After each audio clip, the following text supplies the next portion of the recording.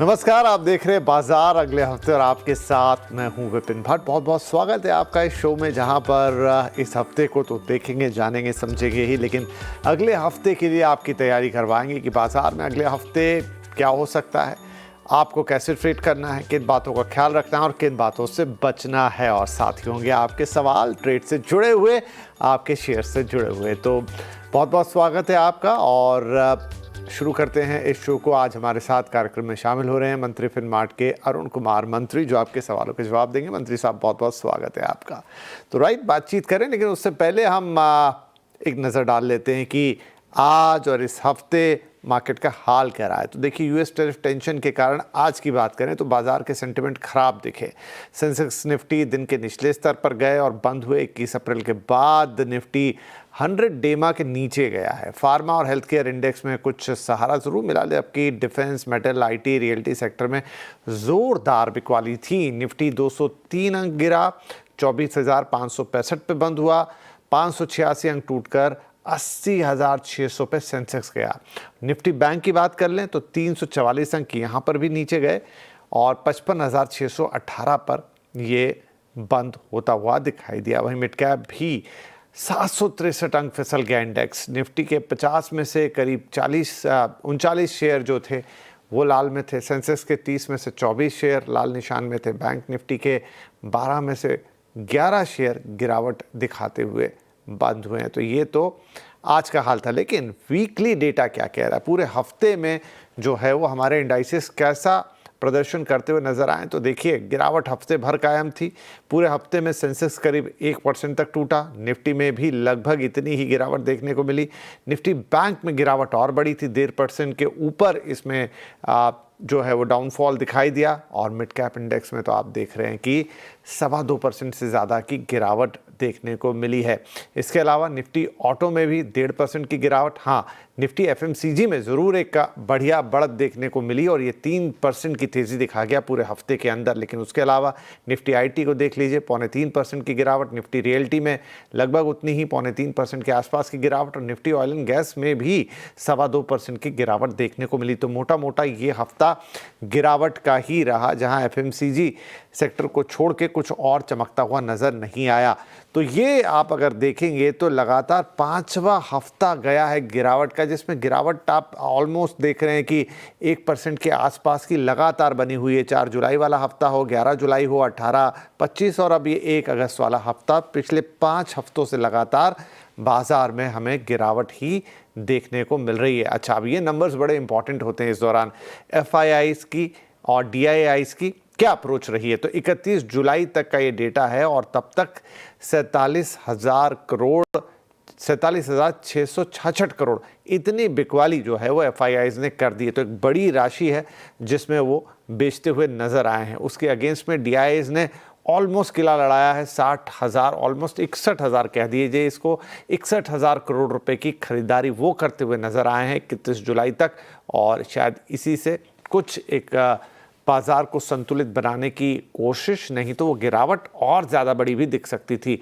अगर सीरीज़ में बाजार का रिटर्न देखिए तो यहाँ पर एक ये 5 साल का डेटा है। वैसे तो देखा जाए हिस्टोरिकली तो एक पॉजिटिव नोट पर ही रहा है, कहीं तो 5% के भी रिटर्न आए हैं। लेकिन 2023 ऐसा गया था जहां पर ये नेगेटिव था, उसके अपने कारण थे। लेकिन अदरवाइज पिछले 5 सालों में से 4 साल ऐसे जहां पर इस सीरीज़ ने पॉजिटिव और इनफैक्ट बेहतर रिटर्न दिए हैं। तो ये सारी चीज़ें हैं। अब अगला हफ्ता बाजार के लिए कैसा होगा, ये बड़ा इंपॉर्टेंट हो जाता है। तो मंत्री साहब, लगातार 5 हफ्ते से गिरावट का दौर जारी है। क्या छठा हफ्ता भी वैसा ही बीतेगा या कुछ टर्न अराउंड होता हुआ नजर आएगा? विपिन जी, गुड इवनिंग। विपिन जी, मुझे लग रहा है मार्केट में तो लगातार काफी बड़े सपोर्ट्स टूटे हैं। अब 100 मूविंग एवरेज के नीचे भी हम आ चुके हैं, तो निफ्टी में तो डेफिनेटली वीकनेस है। पर आपने सही कहा, 5 हफ्तों से लगातार गिर रहे हैं और कोई बड़ा सपोर्ट नजदीक में दिख भी नहीं रहा अनलेस कोई पॉजिटिव न्यूज आ जाए और मार्केट में रिवर्सल देखने को मिले। पर स्टिल विपुल जी, जहां तक चार्ट्स की बात है, 24,800 जब तक ब्रीच नहीं करता, मार्केट का सेल ऑन राइज की स्ट्रेटेजी रखनी चाहिए। 24,800 का लेवल मुझे लग रहा है स्टिप रेजिस्टेंस बन चुका है और नीचे में 24,450, 24,350 ये 2 नए टारगेटेड लेवल्स रहेंगे। तो मुझे लग रहा है 24,350, 24,450 यहाँ से हो सकता है मार्केट में एक रिवाइज एक शॉर्ट कवरिंग जरूर देखने को मिल सकती है। पर स्टिल जो भी मार्केट में या निफ्टी में ट्रेड करते हैं, जब तक 24,800 का लेवल नहीं निकलता, आपको लॉन्ग पोजीशंस नहीं बनानी है। अगर बनानी भी है तो 350-400 के आसपास आता है तो वहां पे एक एग्रेसिव पोजीशन बना सकते हैं। पर स्ट्रक्चर अभी भी नेगेटिव है और जहां तक मिड कैप स्मॉल कैप की बात है, उनमें भी एक ब्रेकडाउन देखने को मिला है। ओवरऑल विपिन जी, मुझे लग रहा है जिस हिसाब से एडवांस डिक्लाइन रेशियो है, मार्केट बेयर ग्रिप में है और जब तक 24,800 निफ्टी में नहीं निकलता, मार्केट में सेल ऑन राइज की स्ट्रेटेजी रहेगी।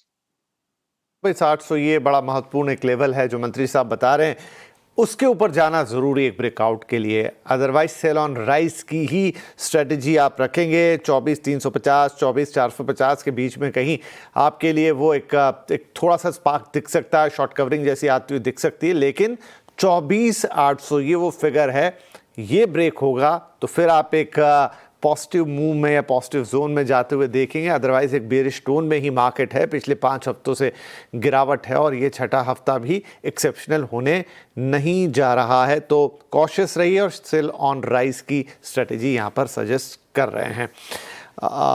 ठीक है जी, तो ये तो बात हो गई कि अगला हफ्ता ब्रॉडर मार्केट्स को आप कैसे डील करेंगे। कोई स्पेसिफिक स्टॉक स्पेसिफिक नज़रिया आपका मंत्री साहब? विपिन जी, 2 स्टॉक चुने हैं। ऐसे स्टॉक्स हैं जो मल्टीपल मूविंग एवरेजेस के ऊपर है और अपने नियर टर्म रेजिस्टेंस क्रॉस कर चुके हैं। तो फिलहाल मैं दोनों बाई साइड के साथ ही जाना चाहूंगा। बाई में JSL बाई करने की सलाह है। 705 के आसपास स्टॉक चल रहा है तो इसको करंट लेवल के आसपास बाई करें। 689 का स्टॉप लॉस रहेगा और 749 का ऊपर में टारगेट रहेगा। दूसरा स्टॉक अगेन अंबुजा सीमेंट रहेगा, इसमें भी काफी अच्छी स्ट्रेंथ नजर आ रही है। 605 के आसपास बाई कर सकते हैं और 592 का स्टॉप लॉस लगाएं। 634 के ऊपर में टारगेट रहेंगे।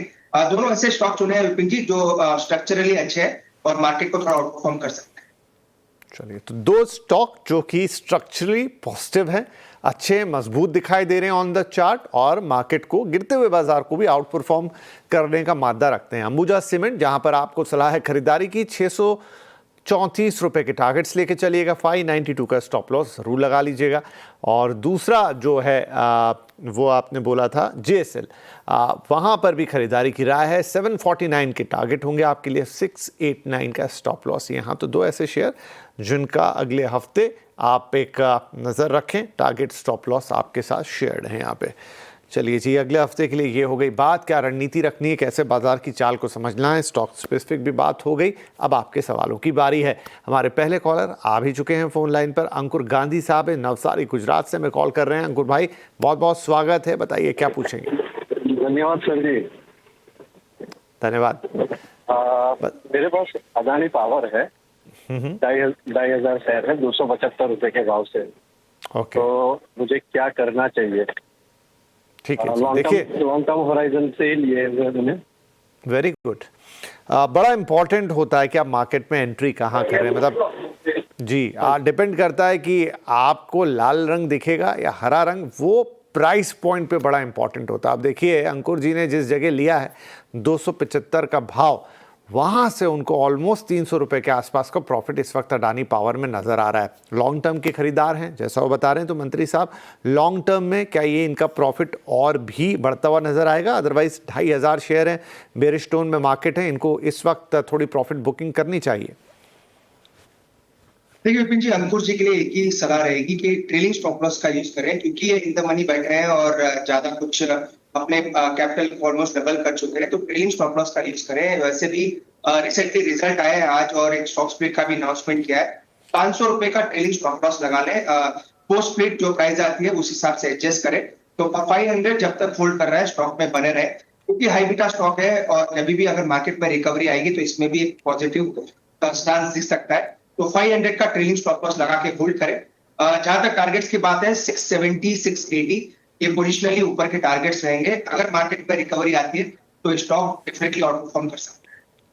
राइट, तो वैसे तो गांधी साहब आप लॉन्ग टर्म इन्वेस्टमेंट की बात कर रहे थे तो उसमें नज़रिया थोड़ा अलग हो जाता है, लेकिन शॉर्ट टर्म से ही लॉन्ग टर्म बनता है। तो फिलहाल तो देखिए आपको होल्ड करने की सलाह है। आपको 500 रुपये का ट्रेलिंग स्टॉप लॉस लगाने का बोल रहे हैं, क्योंकि एक तो हाई बीटा स्टॉक, ऊपर से मार्केट इस समय थोड़ा बेरिश मोड में लाल रंग में है, तो आपको कोई नुकसान ना हो क्योंकि ऑलरेडी आपने उसमें एक प्रॉफिट बड़ा कमा लिया है, उसको कमी ना आ जाए। तो ट्रेलिंग स्टॉप लॉस 500 रुपये का, और आगे जो जैसे ही उन्होंने कहा कि मार्केट में थोड़ा पॉजिटिव मूव आएगा, चाल बदलेगी, तो 670 से 680 रुपये तक के भी स्तर देखने को मिलेंगे, तो आपका प्रॉफिट और बढ़ता हुआ नजर आएगा। फिर उसके बाद दोबारा राय ले लीजिएगा और आगे बढ़ते रहिएगा। तो फिलहाल के लिए आपको होल्ड करना है ये टारगेट स्टॉप लॉस के साथ। ध्यान रखिएगा, ट्रेलिंग स्टॉप लॉस 500 का जरूर लगा लें। अगले कॉलर हमारे हैं मिस्टर अशोक गुप्ता, और आप हमें कॉल कर रहे हैं हिंडौन सिटी। मैं थोड़ा शायद नाम गलत प्रोनाउंस कर रहा हूं। अशोक जी कहां से बोल रहे हैं? हिंडौन सिटी। अच्छा, ये कहां हो गया? करौली जिला, राजस्थान। ओ ठीक है जी, बढ़िया। तो बताइए सर, क्या सवाल होगा आपका? सर मेरे पास 125 शेयर है मजगांव डॉक के 2126 रुपए के सर। ओके, मजगांव डॉक है आपके पास 2165 रुपए में। बढ़िया है सर, बधाइयां। 500 रुपए से ऊपर 550 का प्रॉफिट हर शेयर पर, बढ़िया है। क्या पूछना चाहते हैं? लॉन्ग टर्म के लिए है? हाँ लॉन्ग टर्म के लिए सर। वो पर 3800 हो गए, 6 महीने पहले लिए थे सर, 3800 3700 हुआ था बीच में भाव। हाँ, अब देखिए ये तो होता है कि वो जो पीक पॉइंट है ना, वो पकड़ना बड़ा मुश्किल होता है। अगर उस समय आप देख रहे होते तो आपको लगता वाह क्या बात है, वहां से 3800 से वापस ये 27 आ गया, कोई बात नहीं। लेकिन आगे क्या हो सकता है वो देखते हैं। मंत्री साहब क्या है करना चाहिए इनको? देखिए प्रॉफिट में तो अभी भी हैं, लेकिन वो जैसा उनके मन में आया कि कहाँ पहुंच गया था उस समय रियलाइज नहीं हुआ। आगे इसकी चाल कैसी दिख सकती है? देखिए अशोक जी के लिए अगेन सलाह ये रहेगी कि क्योंकि चार्ट वीक है, मुझे लग रहा है यहाँ से भी वीकनेस बन सकती है और अराउंड 2500 तक भी स्टॉक आ सकता है। तो या तो ये दो तरीके से इसको ले सकते हैं, या तो अभी एक बार का प्रॉफिट बुक करके 2500 के पास वापस एड ऑन करें, क्योंकि चार्ट क्लियरली यही बता रहा है कि यहाँ से गिरावट बढ़ सकती है, क्योंकि ब्रेकडाउन है और 2850 के नीचे कंटिन्यूअस सस्टेन कर रहा है। तो 2500 तक मुझे लग रहा है स्टॉक में ब्रेकडाउन आ सकता है, नीचे के लेवल्स आ सकते हैं। तो इनके लिए सलाह ये रहेगी कि एक बार का प्रॉफिट बुक कर लें, जो भी प्रॉफिट 400-500 रुपए बन रहा है, एक बार का एग्जिट करते हैं स्टॉक को। नीचे में 2500 तक मुझे लग रहा है 100 मूविंग एवरेज है, उसी के आसपास स्टॉक जरूर आएगा। तो 2500 के आसपास आता है तो वापस री एंट्री करके चल सकते हैं, क्योंकि हाई बीटा है। अगेन ये भी स्टॉक ऐसा है जहाँ पे बड़े मूव देने के लिए माना जाता है। तो 2500 के आसपास फिर री एंट्री करके चल सकते हैं। तो सर क्या करना होगा यहाँ पे आपको? देखिए आपने ही कहा कि पहले 3700 तक गया और बता रहे हैं कि हाई बीटा स्टॉक है, तो उसमें ऐसे बड़े जर्की मूव्स आपको देखने को मिलते हैं। लेकिन फिलहाल चार्ट पे है ये वीक, 2500 तक भी जा सकता है, तो आपका जो बचा हुआ प्रॉफिट भी उसमें दिख रहा है वो चला जाएगा और आपको होगी मतलब पीड़ा होती है जब ऐसा हो जाता है। तो अभी 400-550 रुपए का आपको जो भी प्रॉफिट है वो बुक कर लीजिए, और 2500 का वो स्तर है जहां पर मंत्री जी कह रहे हैं कि री एंट्री आप कर सकते हैं। फिर उसके बाद जब ये उठेगा तब की अलग बात होगी, लेकिन फिलहाल प्रॉफिट बुक कीजिए। और 2500 के उस लेवल पर अगर आपको ये पसंद ही है, फिर से रखना चाहते हैं, तो री एंट्री आप ले सकते हैं मजगांव डॉक में। चलिए जी, आगे बढ़ जाते हैं। अगले कॉलर है मिस्टर अरविंद कुमार, और इस बार कॉल आई है नई दिल्ली से। अरविंद जी स्वागत है आपका, क्या सवाल है सर? हेलो अरविंद जी नमस्कार, कौन से शेयर्स हैं आपके पास? आइडिया फोर्स है मेरे पास में। ओके, कितने शेयर हैं सर? 400 शेयर है, 566 की खरीद। ओके ठीक है जी, कोई नहीं, नुकसान है 133 रुपए का, लेकिन क्या कर सकते हैं ये अब आप मंत्री जी से पूछेंगे। आइडिया फोर्स में सर चार्ट्स क्या कह रहे हैं? विपिन जी क्लियरली डिस्टॉर्टेड है, चार्ट्स काफी वीक नजर आ रहे हैं, तो ओवरऑल वीकनेस भी काफी ज्यादा है। ऐसे अगर मार्केट में रिकवरी भी आएगी तो हो सकता है स्टॉक थोड़ा अंडर परफॉर्म ही करे। तो सलाह यही रहेगी 400 रुपए का स्टॉप लॉस मेंटेन करें जहां से ब्रेकआउट आया था। इनफैक्ट अगर बाउंस आता है 470 480 भी मिलता है किसी भी वजह से, तो स्टॉक से एग्जिट कर लें। मुझे लग रहा है मोमेंटम काफी फिसल आउट है, तो 400 का स्टॉप लॉस मेंटेन करें, और 470 पूरी टीवी किसी वजह से मिलता है तो स्टॉक से एग्जिट।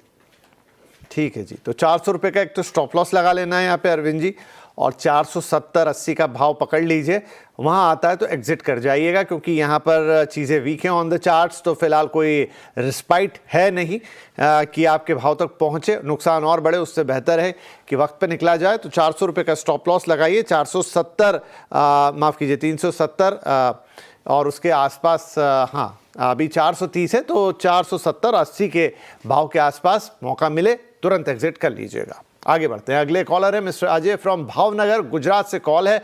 अजय भाई स्वागत है आपका, क्या शेयर्स हैं आपके पास? सर थैंक यू सर, मेरे पास MCX के शेयर है, 150 क्वांटिटी है, 8,040 के रेट पे है। ओके ठीक है। नुकसान है अजय भाई आपको करीब 444 रुपये और 50 पैसे का हर शेयर पर मंत्री जी से पूछते हैं क्या इसमें हम कर सकते हैं। तो सर MCX पे 8,040 का भाव है इनका और अभी तो काफ़ी दूर है उससे मामला। विपिन जी अगेन मेरे ख्याल से आधे घंटे पहले इसका रिजल्ट आया था, रिजल्ट कैसा आएगा एक बार जरूर चेक करेंगे, पर ओवरऑल वीकनेस चार्ट में देखें तो शॉर्ट टर्म में जरूर है, तो स्टॉप लॉस जरूर मेंटेन करना चाहिए 7350 के आसपास। रिसेंट मंथली लो स्टॉक ने बनाया था, तो 7350 जब तक होल्ड कर रहा है स्टॉक में बने रहे। विपिन जी स्टॉप लॉस थोड़ा बड़ा है पर स्टॉक अगेन बड़े मूव देने के लिए जाना जाता है, इसलिए 7350 का स्टॉप लॉस मेंटेन करें। मोमेंटम अभी भी साइडवेज टू वीक है, इसे स्टॉप लॉस जरूर लगाए।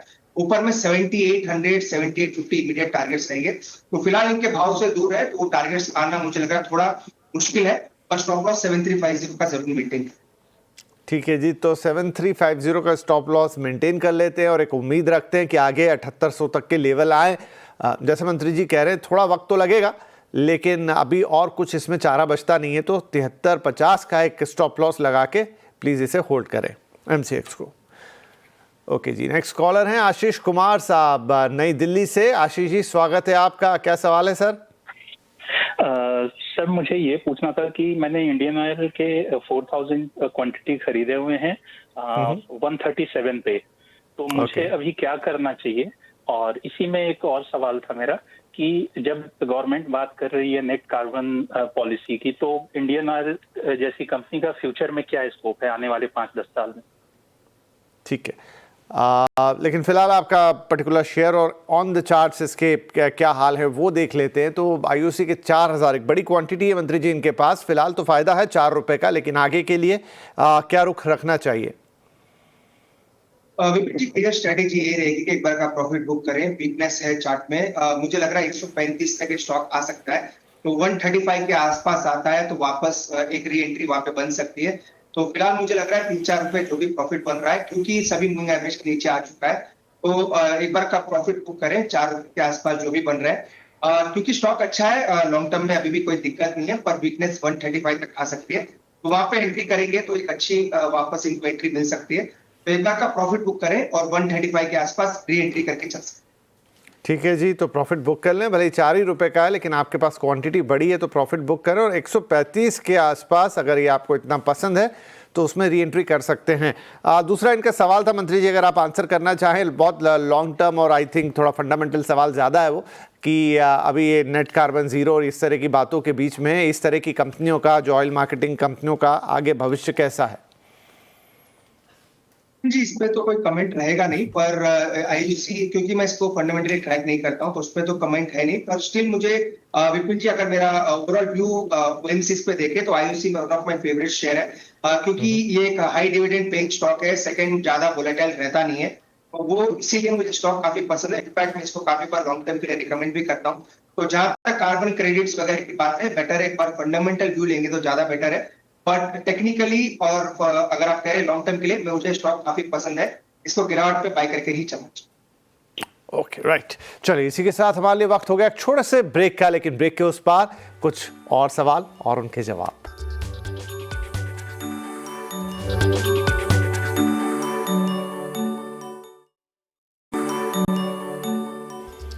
वेलकम बैक, आप देख रहे हैं बाजार अगले हफ्ते। हमने अगले हफ्ते की स्ट्रेटेजी आपके लिए तैयार कर दी है, मार्केट कैसा बिहेव कर सकता है उसका एक आइडिया दे दिया और कुछ पर्टिकुलर स्टॉक्स पे भी बात हो गई जिन पे आप नज़र रखेंगे और आपके सवालों के जवाब का सिलसिला जारी है। मंत्री साहब हमारे साथ बने हुए हैं जो आपके सवालों के जवाब दे रहे हैं और हमारे अगले कॉलर है मिस्टर नरोत्तम, और ये कॉल आई है वडोदरा गुजरात से। नरोत्तम भाई स्वागत है, क्या शेयर्स लिए हैं? आपका इन्फोसिस मेरे पास पड़ा है 1610 रुपया का, और थर्मैक्स जो है 20 शेयर 80 शेयर लिया हुआ था इन्फोसिस का, और 20 शेयर लिया हुआ थर्मैक्स का 5000 रुपया से। ठीक है, एक एक करके दोनों की बात करते हैं। तो 1610 के भाव पर इन्फोसिस का सुनाइए।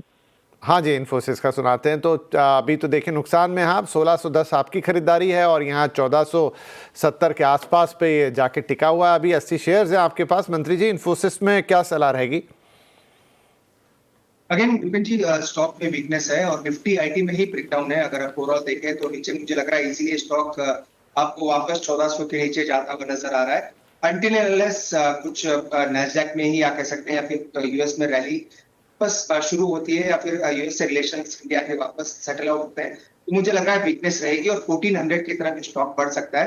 तो जहां तक लेवल्स की बात है, 1400 का एक स्टॉप लॉस जरूर मेंटेन करें स्टॉक में। उसके नीचे जाएगा तो काफी वीकनेस स्टॉक में और बढ़ सकती है। और टेक्निकली अभी देखिए तो वीकनेस है, इसलिए 1500 का स्टॉप लॉस जरूर मेंटेन। चलिए, तो 1400 रुपये का स्टॉप लॉस लगा के प्लीज़ इसे फिलहाल होल्ड कीजिए, लेकिन ध्यान रखिए 1400 से ज़्यादा टूटा तो फिर और भी नीचे जा सकता है। अच्छा, दूसरा इनका जो सवाल था वो था, क्या था? थर्मेक्स का, राइट? हाँ जी, थर्मेक्स पर क्या राय बनेगी सर? विपिन जी, थर्मस का चार्ट काफी अच्छा है। ओवरऑल आज भी देखें तो स्टॉक में 3700 के आसपास स्टॉक चल रहा है, तो मुझे लग रहा है स्टॉक में अभी भी काफी दमखम है और नीचे में 3600 का एक मेजर सपोर्ट स्टॉक में बना हुआ है। तो जहां तक मेजर होल्डिंग की बात है या फिर शॉर्ट टर्म की बात है, 3600 का एक स्टॉप लॉस जरूर रखना चाहिए ओवरऑल स्टॉक में। ऊपर में अगर मोमेंटम बनता है तो 4000 तक वापस स्टॉक जा सकता है। तो 4000 तक के टारगेट्स में देखने को मिल सकते हैं और 3600 का स्टॉप लॉस जरूर मिलेगा। ठीक है जी, तो 3600 का स्टॉप लॉस लगा लीजिए। आपकी तो खरीदारी बहुत ऊपर है, 5200 की, तो फिर देखते हैं जरा 4000 के करीब आए तो राय बनेगी वहाँ पे दोबारा कि जितना लॉस कम हो सके उतना अच्छा। लेकिन फिलहाल 3600 का स्टॉप लॉस लगाइए, 4000 के लिए होल्ड कीजिए। एक बार 4000 पे आएगा फिर दोबारा सलाह ले लीजिएगा, क्योंकि आप उससे भी 1200 रुपये ऊपर खरीद के बैठे हैं। ठीक है जी, चलिए ये बात हो गई। और अब कुछ SMS हैं हमारे पास, वो ले लेते हैं।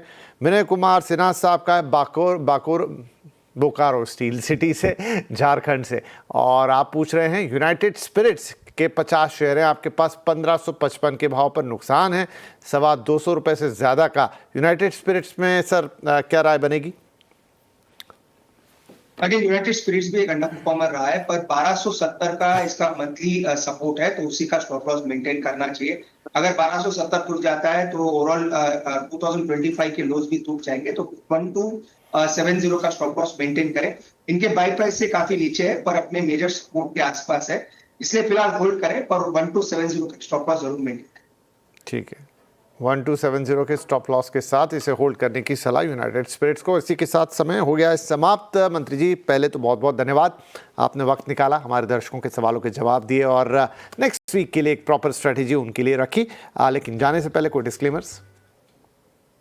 Vipin ji, again thank you invite करने के लिए। सेकंड विपिन जी, मुझे लग रहा है हमने JSL आज भी रिकमेंड किया है और मंडे भी हो सकता है हम इसको रिकमेंड करें, तो वो एक क्लियर डिस्क्लेमर रहेगा। सेकंड, जो भी स्टॉक्स डिस्कस किए विपिन जी, क्लाइंट्स के पोर्टफोलियो में जरूर हो सकते हैं, मेरे पोर्टफोलियो में कोई भी stock. Okay sir, thank you very much for joining the show, और आप सभी का भी बहुत बहुत धन्यवाद इस शो में हमारे साथ तो जुड़ने के लिए। लेकिन अब अगले 2 दिन रहेगी छुट्टी, मार्केट्स रहेंगे बंद, तो आप भी कीजिए विश्राम। आपको हैप्पी वीकेंड। लेकिन मंडे जब वापस लौटेंगे मार्केट में तो सारी बातों को ध्यान रखिएगा। गिरावट का दौर शायद अभी थमता हुआ नहीं दिखेगा, तो ऐसे में कॉशियस रहना है। सेल एंड राइज की स्ट्रेटेजी मंत्री जी ने बताई है, उसका ध्यान रखना है। कुछ इंपॉर्टेंट लेवल दिए उन्होंने 24,800 के आसपास के निफ्टी के, उनको ध्यान में रखते हुए चलना है और आपको ढेर सारी शुभकामनाएं। तो चलिए आपसे इजाजत लेते हैं, अगले हफ्ते फिर मुलाकात होगी, तब तक के लिए